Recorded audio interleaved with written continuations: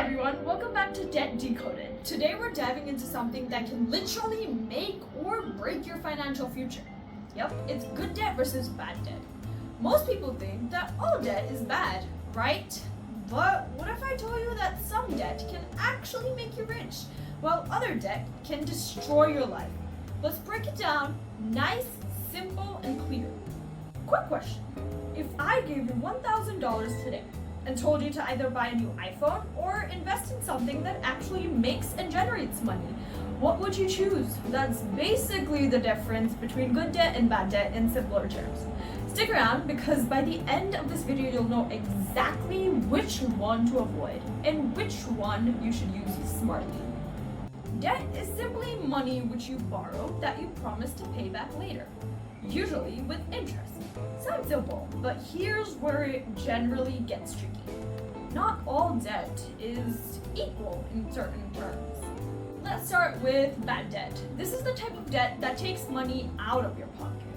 Things like credit card debt, which has an average interest rate in the USA of about 21% as of 2025, according to the Federal Reserve data. Second, personal loans for unnecessary expenses. And third, car loans for luxury cars you can't afford are all examples of bad debt. Well, why is it bad? Because these things don't make you money. They lose value or provide zero return over time. If you buy a $1,000 phone on credit and don't pay it off, you could end up paying $1,200 or more thanks to the one and only interest. According to Experian, the average American credit card balance in 2024 was $6,501, and many people pay thousands just in interest. And that's where the trap is. Now let's take good debt. This is debt that can help you grow your wealth. Well, how? Because it's used to buy assets, things that generate and make you money. That's how you get rich, by using debt. For example, student loans for a high-earning career, but that is only if you have planned it wisely. If you take a large amount of student loan and you have no plan on how you're going to repay it back, then that's a big-time trap, so you wouldn't want to do it. But if it's a small loan and you know how you're going to pay it back, great.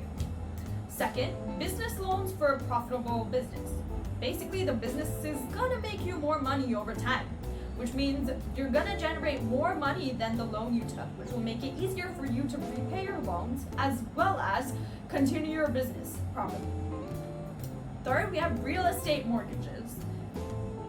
For example, if you buy a rental property using a mortgage and it gives you monthly rental income higher than the loan payment, that is good debt because you're making more money and it's working for you.